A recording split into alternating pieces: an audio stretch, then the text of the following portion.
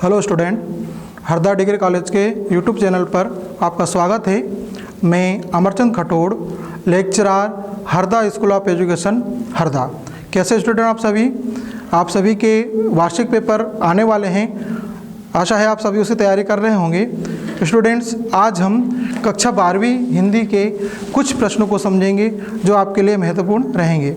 आप एक चीज़ ध्यान रखें, जब आप पेपर हॉल में जाएं, एग्ज़ाम देने जाएं, तो जैसे आपके सामने क्वेश्चन पेपर आता है तो आप क्वेश्चन पेपर को पढ़ने से पहले उसके निर्देश को पढ़ लीजिए, क्योंकि बोर्ड क्या करता है, आपको निर्देश देता है, आपको उसी निर्देशों का पालन करते हुए और अपने क्वेश्चन पेपर सॉल्व करना है, पेपर हल करना है। ठीक है, जैसे हिंदी पेपर रहता है तो हिंदी के पेपर में आपके 23 प्रश्न आएंगे। ठीक, प्रश्न नंबर 1 से प्रश्न नंबर 5 तक के आपके वस्तुनिष्ठ प्रश्न रहेंगे। उसमें खाली स्थान भी हैं, सही विकल्प है, सही जोड़ी है, एक वाक्य में उत्तर है। इस प्रकार के आपको प्रश्न नंबर 5 रहेंगे। प्रश्न नंबर 6 से लेकर प्रश्न नंबर 15 तक के जो प्रश्न रहेंगे आपके 2-2 नंबर के रहेंगे। आप एक चीज़ ध्यान रखिए, समय सीमा का ध्यान रखना, शब्द सीमा का ध्यान रखना, क्योंकि जो शब्द सीमा आपको बोर्ड देता है, आपको उसी शब्द सीमा के अंतर्गत अपने प्रश्नों को उत्तर लिखना है। अगर आप ज़्यादा लिखेंगे तो आपको उत्तर नंबर तो उतना ही मिलना है जितना बोर्ड ने निर्धारित किया है। तो प्रश्न नंबर 6 से प्रश्न नंबर 15 तक के आप जो प्रश्न रहेंगे वो 2-2 नंबर के रहते हैं। तो उसकी शब्द सीमा जो रहती है वो आपकी कम से कम 30 शब्द रहेगी, अधिक से अधिक 30 शब्द हम बोल सकते हैं। उसके बाद प्रश्न नंबर आपका 16 से लेकर 19 तक के जो प्रश्न रहेंगे वो 3-3 नंबर के रहेंगे और उसकी शब्द सीमा 75 शब्द से आप लिख सकते हैं, 75 शब्द तक। उसके बाद में प्रश्न नंबर 20 से 23 तक के जो प्रश्न रहेंगे वो 4 नंबर के रहेंगे और उसकी शब्द सीमा रहती है 120।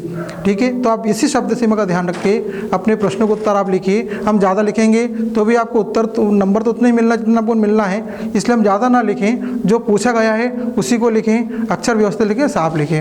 अब हम कुछ प्रश्नों को समझते हैं। मैं आपको यहाँ पर प्रश्न नंबर 2 और 3 नंबर के प्रश्नों को आपको समझाऊंगा।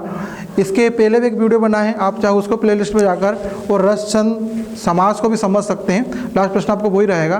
तो हम यहाँ से शुरू करते हैं। आपको जो प्रश्न नंबर पहला रहेगा वो है शब्द शक्ति की परिभाषा लिखकर उसके प्रकारों को समझाइए। स्टूडेंट्स, ये प्रश्न नंबर 1 जो है शब्द शक्ति परिभाषा लिखकर उसके प्रकारों समझाइए, यह प्रश्न आपका 2 या 3 नंबर में आ सकता है। ठीक है, इसके लिए बोर्ड ने 2 या 3 नंबर निर्धारित कर दिए हैं। तो आपको इस प्रश्न को अच्छे से पढ़ना है। इसको करना कैसे है आप देखिए। हम देखते हैं शब्द शक्ति यानी क्या।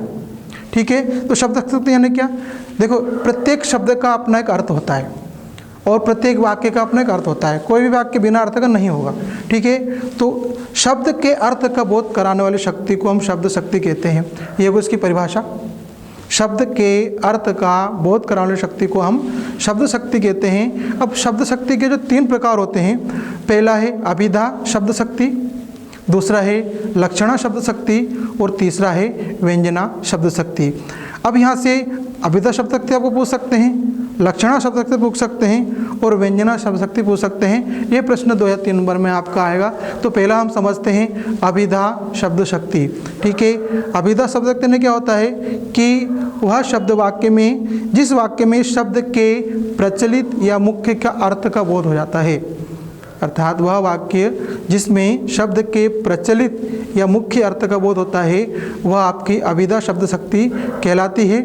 जैसे मोहन विद्यालय जाता है।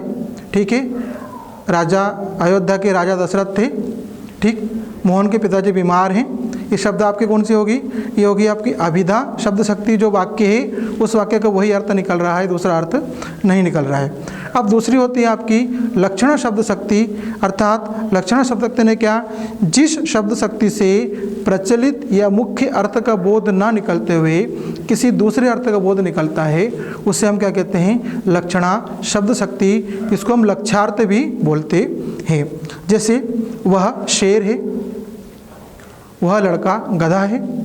अब जैसे हमने बोला, यह वाक्य बोला वह शेर है, तो वह शेर है, यहाँ पे हम बात वनराज की नहीं कर रहे हैं, हम बात कर रहे हैं शेर मतलब बहादुर, वह बहादुर है।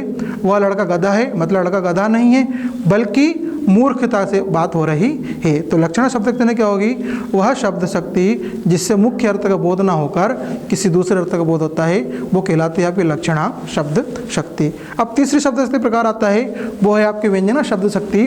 तो व्यंजना शब्द शक्ति यानी क्या कि जिस शब्द शक्ति से प्रचलित अर्थ का व लक्ष्यार्थ का बोध न होते हुए किसी तीसरे अर्थ का बोध होता है उसे हम कहते हैं लक्षणा शब्द शक्ति। यहाँ शब्द रहेगा एक, लेकिन उसके अर्थ क्या होते हैं अनेक प्रकार से, अलग अलग व्यू में, अलग अलग उसमें हम ले सकते हैं। एक हम उदाहरण देखते हैं, जैसे सूर्य डूब गया है।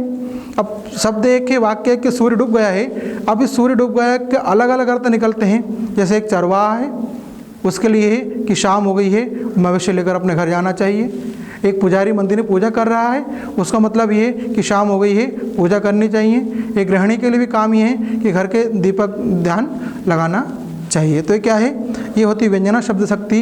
तो ये पहला प्रश्न आपका होता है कि शब्द शक्ति की परिभाषा लिखकर उसके प्रकारों को समझाइए। यहाँ पे आपका 2 या 3 नंबर आपको मिल जाएंगे। ये प्रश्न आपका आता है, वो रिपीट भी होता रहता है, इसलिए आप उससे समझ लीजिए इसको। अब प्रश्न नंबर दूसरा जो आपका आता है वह है शब्द गुण की परिभाषा लिखकर उसके प्रकारों को समझाइए। देखिए, जैसे शब्द शक्ति होती है वैसे ही शब्द गुण होते हैं, और जो आपके 10 रस होते हैं उन सभी 10 रसों में कोई ना कोई शब्द गुण आपको मिलेगा। तो इसकी परिभाषा क्या है, जो काव्य तत्व रस के नित्य धर्म हैं उन्हें हम शब्द गुण कहते हैं। ठीक है, शब्द गुण के भी आपके 3 प्रकार होते हैं। पहला है आपका माधुर्य गुण, ओज गुण और प्रसाद गुण। ठीक है, इन तीनों गुणों को हम समझ लेते हैं। यह प्रश्न भी आपका 2 या 3 नंबर में आता है, इसको आप अच्छे से तैयार कर लीजिएगा। ठीक है, शब्द गुण की परिभाषा लिखना, तो परिभाषा आपको बता दी है। शब्द गुण के 3 प्रकार होते हैं, माधुर्य गुण है, ओज गुण है और प्रसाद गुण है। देखिए, अब माधुर्य गुण ने क्या, तो काव्य के माधुर्य गुण यानी होता है कि काव्य के जिस गुण विशेष के कारण सहृदय का चित्त जो है द्रवित हो जाए उसे हम माधुर्य गुण कहते हैं। इस माधुर्य गुण की पहचान ये होती है कि इसमें कोमल वर्ण आते हैं। क्या आते हैं, कोमल वर्ण आते हैं। वो कोमल वर्ण हैं, अगर हम ध्यान रखें, अगर उसमें ये वर्ण अगर आपके आते हैं, या है, ला है, वाह है, माँ है, अगर ये गुण इसमें अगर आपके आते हैं तो ये आपका जो है माधुर्य गुण का उदाहरण हो सकता है। जैसे उदाहरण हम देखते हैं कि मधुर मधुर मेरे दीपक जल, युग युग प्रतिदिन प्रतिपल प्रतिक्षण, प्रियतम का पथ आलोकित कर। अब मधुर मधुर शब्द आ रहा है, तो इसमें क्या है, कोमल वर्ण होंगे। आप एक चीज़ और ध्यान रख सकते हैं, उसको पहचानने का तरीका ये होता है कि जो माधुर्य गुण होता है वो माधुर्य गुण श्रृंगार, करुण और शांत रस में इनका प्रयोग होता है। ठीक है, जो माधुर्य गुण का प्रयोग होता है वो श्रृंगार रस कविता में होता है, करुण रस कविता में होता है और शांत रस कविताओं में होता है। ठीक है, ये आपको माधुर्य गुण हो जाता है। अब दूसरा आपका आता है ओज गुण। ओज गुण तो आपको ध्यान में है, ओज यानी तेज। जिस काव्य को पढ़कर और सहृदय का चित्त जो है वह दीप्त हो जाए, उसके अंदर तेज का संचार हो जाए, उसको हम ओज गुण कहते हैं। और जो ओज गुण की पहचान होती है कि इसमें जो कठोर वर्ण होते हैं वो कठोर वर्ण आपके आते हैं। जैसे हम देखें, ठ, ठ, ढ, ढ, इस प्रकार के ओज गुण में शब्द अगर आते हैं, अगर आपको ये परिभाषा में उदाहरण में अगर ये शब्द आपको दिखाई देते हैं, अर्थात आपको ट दिखाई देता है, ठ दिखाई देता है, ड दिखाई देता है, ढ दिखाई देता है, तो आप कह सकते हैं कि ये ओज गुण का उदाहरण होगा। एक उदाहरण हम देख लेते हैं, जैसे अमर राष्ट्र उद्दंड राष्ट्र उन्मुक्त यह मेरी बोली, और यह सुधार समझौते वाली मुझको भाती नहीं ठिठोली। बहुत से आप ओज गुण की कविताएँ पढ़ते हैं, और ओज गुण जो आपका आता है वीर रस, रौद्र रस और विभस रस में आपको ओज गुण दिखाई देता है। ठीक है, तो आपके 2 गुण हो गए हैं, माधुर्य गुण हो गया है, प्रसाद गुण हो गया है, सॉरी माधुर्य गुण हो गया है, ओज गुण हो गया है, और आपको तीसरा गुण आता है, वो आता है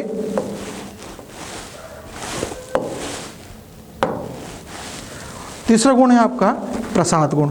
ठीक है, अर्थात काव्य के जिस गुण विशेष के कारण सहृदय का चित्त व्याप्त हो जाए, अर्थात जो वाक्य हम पढ़ रहे हैं, जो कविता हम पढ़ रहे हैं, एक बार में ही उस कविता का अर्थ हमारे अंदर समाहित हो जाए, उसे हम प्रसाद गुण कहते हैं। जैसे एक उदाहरण आप देख रहे हैं, आप पढ़ते आते होंगे, जैसे आशीषों का आंचल भरकर प्यारे बच्चों लाई हूँ, और युग जननी में भारत माता द्वार तुम्हारे आई हूँ। इस प्रकार के स्टूडेंट ये आपका शब्द गुण के जो 3 प्रकार हैं ये आपके कंप्लीट हो जाते हैं। तो इसमें भी आपके 2 या 3 नंबर पक्के हैं, इसलिए आप उसको अच्छे से समझ लेंगे, अच्छे से याद कर लेंगे। अब हमारा जो प्रश्न नंबर 3 आता है वो प्रश्न नंबर 3 है, वाक्यों के प्रकार समझाइए। ठीक है, वाक्यों के प्रकार भी कम से कम आपको ध्यान में रखें, तो अधिक से अधिक 3 नंबर 2-3 नंबर में आपको ये प्रश्न आता है और हमेशा रिपीट होता है, तो इसको आप अच्छे से समझ लीजिए। तो पहले वाक्य ने क्या, वाक्य ने क्या होता है, तो क्या होता है कि सार्थक शब्दों का वह समूह जिसके कारण से भाव विचार स्पष्ट हो जाते हैं, उससे हम क्या कहते हैं, वाक्य कहते हैं। और प्रत्येक वाक्य क्या है, कोई ना कोई अर्थ लिए रहता है। तो वाक्यों के हम 2 प्रकार हो सकते हैं। एक होता है आपका वाक्य प्रकार होता है अर्थ के आधार पर,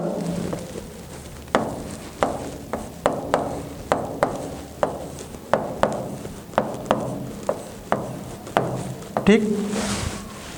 अर्थ के आधार पर अगर आप देखें तो हमारे अर्थ के आधार वाक्यों के 8 प्रकार होते हैं, ठीक।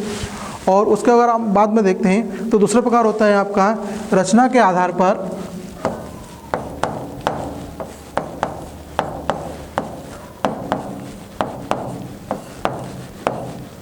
रचना के आधार पर वाक्यों के आपके 3 प्रकार होते हैं, ठीक है। तो हम दोनों को समझ लेते हैं, अर्थ के आधार पर और रचना के आधार पर। जो अर्थ के आधार के प्रकार होते हैं वो 8 प्रकार हैं। सरल वाक्य जिसको बोलते हैं विधान वाक्य, विधानवाचक वाक्य, प्रश्नवाचक वाक्य, निषेधवाचक वाक्य, संदेहवाचक वाक्य, संकेतवाचक वाक्य, संकेतार्थक वाक्य। इस प्रकार से आपके वाक्यों के 8 प्रकार होते हैं। हम उन 8 प्रकारों को समझते हैं। तो पहला प्रकार होता है विधानवाचक वाक्य, अर्थात विधानवाचक वाक्य न वह वाक्य जिसमें एक उद्देश्य और एक विधेय होता है।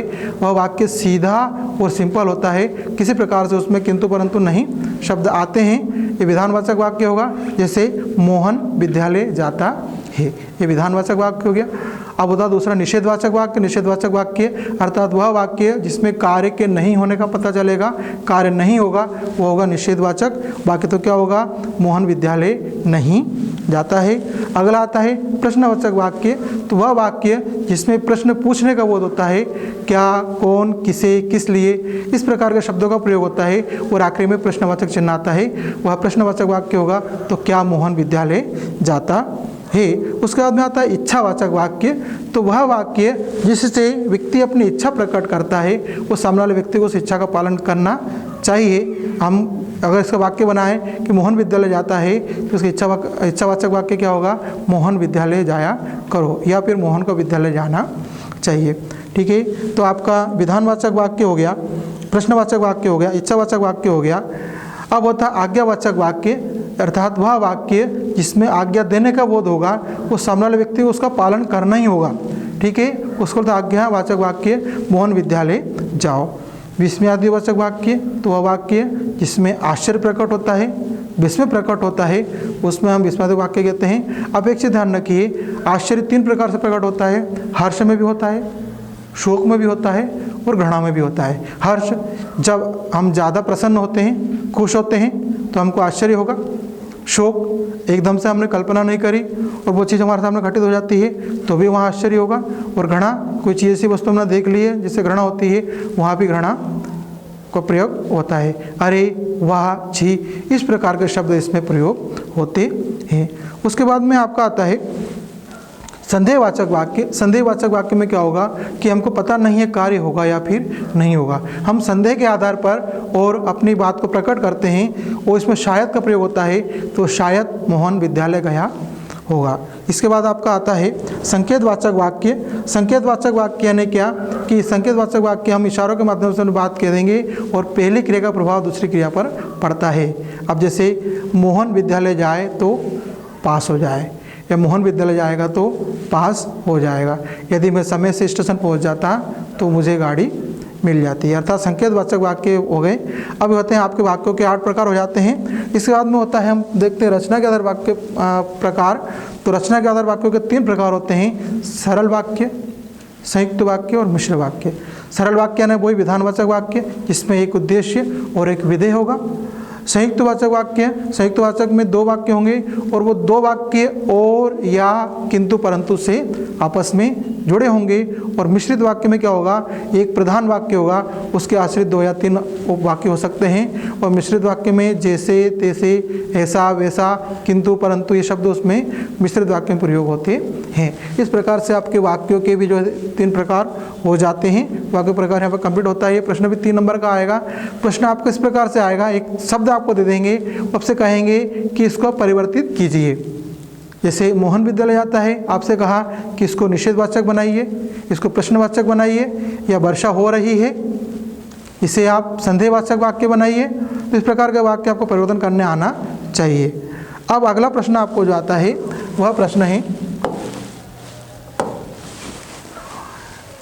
निपात शब्द का अर्थ बताइए। निपात शब्द किसे कहते हैं, दो या निपात शब्द समझाइए। निपात शब्द में होता क्या है, हम क्या करते हैं, कोई वाक्य बोलते हैं, कोई सेंटेंस बोलते हैं, तो हमको किसी शब्द पर हम जोर देते हैं। तो अपनी बात को स्पष्ट करने के लिए, किसी बात पर अतिरिक्त भार देने के लिए हम जिन शब्दों का प्रयोग करते हैं उससे हम निपात शब्द कहते हैं। जैसे कुछ शब्द आपके सामने हैं, भी, ही, ठीक है, ये आपके निपात शब्द हो जाते हैं। जैसे तुम्हें आज रात रुकना ही होगा, यह कार्य तुम ही कर सकते हो, या तुम भी मेरे साथ चलोगे। तो तुम भी क्या निपात शब्द है, तुम्हें आज रात रुकना ही होगा, ही निपात शब्द है। तो क्या होते हैं निपात शब्द, यानी वे शब्द जब वाक्य में अतिरिक्त बल देने के लिए जो शब्द का प्रयोग करते हैं उससे हम निपात शब्द कहते हैं। भी, तो, केवल, मात्र आदि, ये क्या है, सब निपात शब्द आपके होते हैं। ठीक है, छोटा सा प्रश्न है, 2 या 3 नंबर का आपका आएगा, ध्यान रखें। अगला प्रश्न आपका आता है भाव विस्तार या भाव पल्लवन। तो इस प्रश्न को क्या करना है, आपके सामने क्या होगा कि एक सेंटेंस आपको दे देंगे, एक लाइन आपको दे देंगे, आपको उस लाइन को पढ़कर 20 से 30 शब्दों में आपको उसका भाव विस्तार करना है, उसका अर्थ, उस सेंटेंस का, वाक्य का अर्थ हमको समझाना है। ये प्रश्न भी आपका आता है और कम से कम 2 या 3 नंबर में आपको प्रश्न आपका आएगा। आप समझ लो उस चीज़ को। तो जिस वाक्य का हम भाव विस्तार भाव पल्लवन कर रहे हैं उस वाक्य को और पढ़ लें आप, ठीक है। फिर उसको समझें कि ये किस संदर्भ में बात कही गई है, ठीक है। जैसे एक उदाहरण हम देखते हैं कि विद्या से विनम्रता आती है। एक वाक्य आपके सामने आया है, विद्या से विनम्रता आती है, अर्थात जो व्यक्ति विद्यावान होगा वो निश्चित रूप से विनम्र भी होगा। हमने देखा भी है कि जो फलदार वृक्ष होते हैं वो झुके होते हैं, जैसे फल नहीं रहते हैं, बिल्कुल वो सीधे रहते हैं। तो विद्या से क्या होता है कि व्यक्ति में विनय होता है, विनय का पात्र होता है, और विद्या के द्वारा वह समाज में सम्मान प्राप्त करता है, उसका मान सम्मान बढ़ता है, उसका स्वाभिमान बढ़ता है, और वो चाहे जो प्राप्त कर सकता है। इसलिए व्यक्ति को विद्यावान होना चाहिए, ठीक है। इस प्रकार के आपको कुछ सेंटेंस आ सकते हैं, आप देख लें, ठीक है। कुछ वाक्य आपको दे रहा हूँ मैं, जैसे आप देखें, स्वतंत्रता हमारा जन्म सिद्ध अधिकार है, इसका आपको भाव विस्तार भाव पल्लवन करना हुआ आएगा। या आशा से आकाश थमा है, या फिर जननी जन्मभूमिश्च स्वर्गादपि गरीयसी। इस प्रकार के आपको भाव विस्तार भाव पल्लवन करने को आएंगे। और ये प्रश्न आपका 3 नंबर या 2 नंबर में आपको आएगा, आपको इसका विशेष ध्यान रखना रहेगा, ठीक है। तो यहाँ तक प्रश्न आपके कंप्लीट हो गए हैं। पहला शब्द शक्ति, शब्द गुण, वाक्यों के प्रकार, निपात शब्द, भाव विस्तार भाव पल्लवन, प्रश्न 5 हो गए। अब आपको जो प्रश्न नंबर 6 आता है वो आता है राष्ट्रभाषा और राजभाषा को समझाइए, ठीक है। राष्ट्रभाषा और राजभाषा होती क्या है। देखिए, राजभाषा आपको मालूम है, राजभाषा यानी क्या, सरकारी कामकाज की भाषा, वह भाषा जिसमें हमारे राज्य के सरकारी कामकाज होते हैं। और आप एक चीज़ ध्यान रखिए कि जब भारत का संविधान बनाया गया था उस समय भारत का संविधान बनाते समय और हिंदी को भारत की राजभाषा माना गया था। कुछ राज्य ऐसे हैं जो अपना सरकारी कामकाज हिंदी में करते हैं, लेकिन आज भी कुछ ऐसे राज्य हैं जो हिंदी को राजभाषा मानने नहीं चाहते हैं। लेकिन आज भी 7-8 राज्य ऐसे राज्य हैं जिसमें भारत की राजभाषा, हमारी राजभाषा हिंदी मानी जाती है। इसकी विशेषताएं होती हैं कि यह शिक्षा का माध्यम होता है, ठीक है। रेडियो, दूरदर्शन आदि में इस राजभाषा का प्रयोग होता है। और जितने राज्य के सरकारी कामकाज होते हैं वो सारे कामकाज में होंगे राजभाषा में होते हैं। अब बात करते हैं हम राष्ट्रभाषा की। तो ये राष्ट्रभाषा जो होती है प्रत्येक स्वतंत्र राष्ट्र की एक सर्वसम्मत राष्ट्रभाषा होती है। उसको पूरे व्यक्ति को पालन करना होता है और पूरे व्यक्ति उस भाषा का पालन करते हैं। जैसे हम देखें तो हमारे भारत की जो राष्ट्रभाषा है वह राष्ट्रभाषा हिंदी है। यह राष्ट्रभाषा संस्कृति, साहित्य और इतिहास की प्रेरणा निहित होती है। यह विकसित भाषा होती है और संपूर्ण देश में बोली जाती है। यह हमारा सम्मान भी है, हमारा अभिमान भी है। जिस प्रकार से हम राष्ट्रीय चिन्ह का सम्मान करते हैं उसी प्रकार से हम राष्ट्रभाषा का भी सम्मान करते हैं। तो ये आपका 2 या 3 नंबर में आएगा, राष्ट्रभाषा और राजभाषा में अंतर लिखने को आ सकता है। प्रश्न ऐसा पूछेंगे दोनों में विशेषताएं बताइए, उसका परिभाषा लिखिए। अब अगला प्रश्न जो आपका होता है वो है मुहावरे लोकोक्ति में अंतर लिखिए।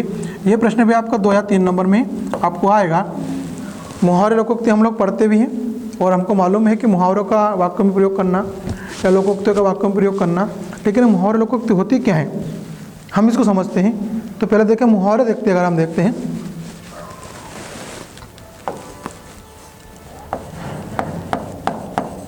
मुहावरा अगर हम देखें तो मुहावरे में क्या होता है कि मुहावरा जो होता है एक वाक्यांश होता है। ये क्या है, पूर्ण वाक्य नहीं है, ये वाक्य का एक अंश है। कह सकते हैं वाक्य का एक अंश है। कुल मिला के एक वाक्यांश होता है। फिर मुहावरा जो होता है वह स्वतंत्र रूप में प्रयोग नहीं होता है। अर्थात हम कहें तो मुहावरे को हम स्वतंत्र रूप में प्रयोग उसका नहीं कर सकते। ठीक है। उसके बाद में मुहावरे के अंत में, अर्थात जब मुहावरा लिखेंगे उसको अंत में जो होता है वह ना का प्रयोग होता है। ठीक है। ठीक है। तो ये क्या होगा, मुहावरों का होता है। अर्थात क्या हुआ, मुहावरे एक वाक्यांश होते हैं। ठीक, ये इनका प्रयोग हम स्वतंत्र रूप से नहीं कर सकते हैं और मुहावरों के अंत में ना का प्रयोग होता है। ये मुहावरे हो जाते हैं। इसके बाद आता है आपका, हम देखते हैं लोकोक्ति। तो लोकोक्ति में भी वही होता है।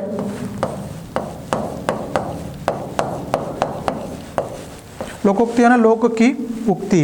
अर्थात लोकोक्ति जो होती है ये पूर्ण वाक्य होती है। अपने आप में क्या होता है, ये पूर्ण होती है।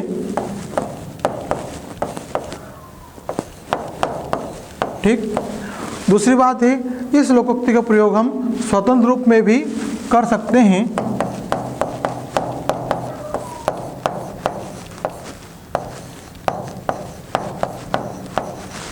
ठीक है। और लोकोक्ति के अंत में ना आना या नहीं आना ये कोई आवश्यक नहीं होता है। तो ये आपको छोटा सा था मुहावरे लोकोक्ति में अंतर, इसे भी आप देख लेंगे। अगला प्रश्न आपका है तत्सम तद्भव शब्द में अंतर लिखिए। तो आपको मालूम है तत्सम शब्द यानी क्या, वे शब्द जो संस्कृत के होते हैं और वैसे के वैसे ही हिंदी में प्रयोग कर लिए जाते हैं तत्सम शब्द कहलाते हैं। लेकिन वे शब्द जो होते तो संस्कृत में हैं लेकिन हिंदी में आकर उनका रूप बदल जाता है, वो शब्द तद्भव शब्द कहलाते हैं। जैसे दुग्ध का दुग्ध तत्सम शब्द है, दूध तद्भव शब्द है, आम्र तत्सम शब्द है, आम तद्भव शब्द है। इस प्रकार के आपके तत्सम तद्भव शब्द आप उसको देख लेंगे। ये प्रश्न भी आपका 2 या 3 नंबर में आएगा। उसके बाद अगला प्रश्न होता है, छोटा सा प्रश्न है, उपसर्ग प्रत्यय में अंतर लिखिए। तो वही ये प्रश्न भी आपको 2-3 नंबर में आ सकता है। तो उपसर्ग यानी क्या, वे शब्द जो किसी शब्द के आगे लगकर उसका अर्थ बदल जाते हैं उपसर्ग लाते हैं। प्रत्यय यानी क्या, वे शब्द जो किसी शब्द के पीछे लगकर, धातु के पीछे लगकर उसका अर्थ बदल देते हैं, प्रत्यय कहलाते हैं। उपसर्ग प्रत्यय हो जाते हैं। चूँकि आपने कर चुका, आपको ध्यान में है, इसको आप पढ़ लेंगे। अगला प्रश्न है, इंपॉर्टेंट प्रश्न आपका आता है, क्षेत्रीय शब्द तथा तकनीकी शब्द में अंतर लिखिए। अर्थात क्षेत्रीय शब्द तकनीकी शब्द को समझाइए।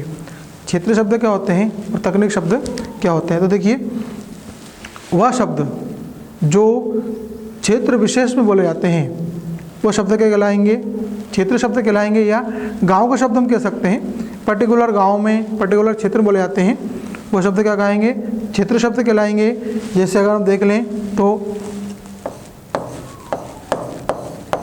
लोटा है, अंगोछा है, ठीक है ना, ये शब्द क्या होंगे आपके क्षेत्रीय शब्द होंगे, ठीक है। और तकनीक शब्द ने क्या, तो तकनीक शब्द का होता है, तकनीक शब्द का अर्थ होता है जो किसी निमित्त अर्थात खोजी गई वस्तु अथवा विचार को व्यक्त करता है, अर्थात वह शब्द जो किसी निर्मित या खोजी गई वस्तु या विचार को व्यक्त करता है वह शब्द तकनीकी शब्द कहलाता है। तकनीकी शब्द में क्या होता है कि एक विशेष प्रकार के शब्द होते हैं, इसमें ज्ञान विज्ञान के क्षेत्र में एक विशेष निश्चित रूप में इसका अर्थ प्रयोग होता है। कुछ शब्द हम देखते हैं, जैसे आपके प्रशासनिक शब्द जो होते हैं,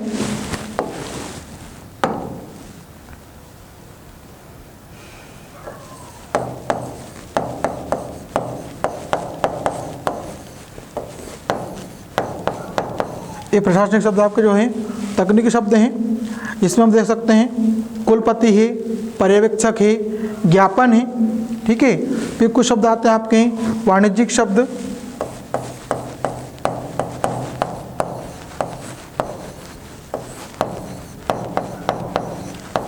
इसके भी आपका तकनीक शब्द होंगे, जैसे लेखापाल हुआ, प्रबंधक हुआ आदि। तो ये शब्द आप देख लें कि तो आपको तकनीकी शब्द पूछ सकते हैं वो, या फिर आपसे क्षेत्रीय शब्द के बारे में पूछ सकते हैं, आप उसका ध्यान रखेंगे।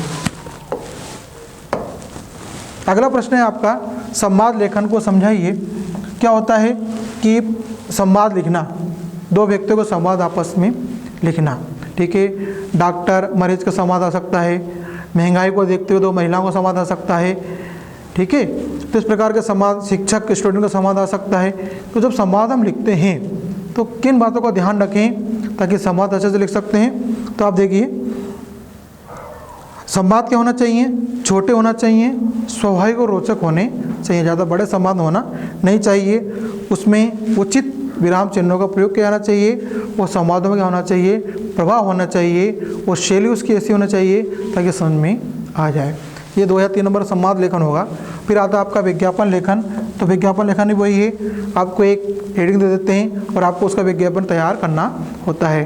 तो जैसे हम विज्ञापन तैयार करते हैं तो विज्ञापन आपका जो होता है वह एक बॉक्स में उसको तैयार करें आप, ठीक है। उसकी कुछ बातें ध्यान देना है कि विज्ञापन जब बना रहे हैं तो जिस हमको विषय वस्तु दी है हमको उसी विषय वस्तु पर विज्ञापन बनाना है, और जिस वस्तु के बारे में बनाना है उसके विशेष गुणों का उल्लेख हमको करना चाहिए। हमारा विज्ञापन जो है आकर्षक लेखन शैली में होना चाहिए। उसके बाद में विज्ञापन हमारा आकर्षक हो और विज्ञापन जो है अधिक से अधिक लोग उसको समझ सकें, इसके लिए हम उसमें कोटेशन का प्रयोग कर सकते हैं, हम उसमें कुछ नारों का प्रयोग कर सकते हैं, जिससे हमारा जो विज्ञापन है स्पष्ट समझ में आ जाए। अगला प्रश्न आपका आता है विशेषण क्रिया विशेषण अंतर लिखिए। तो आपको मालूम है विशेषण यानी क्या, वे शब्द जो किसी शब्द की विशेषता बताते हैं विशेषण शब्द कहलाते हैं। और क्रिया विशेषण यानी क्या, वे शब्द जो क्रिया विशेषता बता रहे हैं क्रिया विशेषण कहलाते हैं। विशेषण में 2 बात आती हैं, विशेषण में विशेष और विशेष, ये 2 शब्द आपका आते हैं। और क्रिया विशेषण में क्या होता है कि हम किसकी विशेषता बताएंगे, हम बताएंगे क्रिया की विशेषता। जैसे हम देखते हैं विशेषण शब्द है, विशेषण में देख लें हम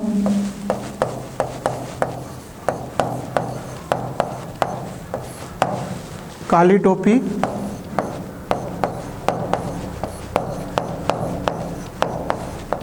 सफ़ेद घोड़ा,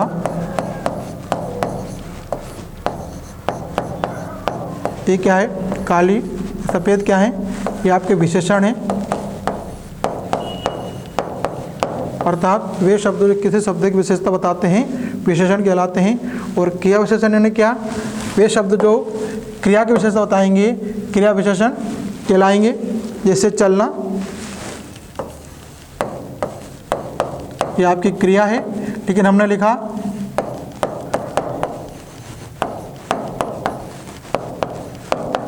धीरे धीरे चलना, ये क्या है आपकी क्रिया विशेषण शब्द कहलाते हैं, ठीक है। एक क्वेश्चन सबसे लास्ट में आपका आता है रस, अलंकार, समास और छंद को समझाइए। तो स्टूडेंट्स पिछले वीडियो में ये पूरा एक क्वेश्चन बना हुआ है, उसमें आप प्ले लिस्ट में जाकर इसको आप देख सकते हैं। उसमें रस को भी समझाया गया है, अलंकार को समझाया गया है, समास और छंद को भी समझाया गया है। आशा है ये वीडियो आपके लिए उपयोगी होगा। आप अपनी तैयारी करें। आपके पेपर के लिए बेस्ट ऑफ लक। धन्यवाद।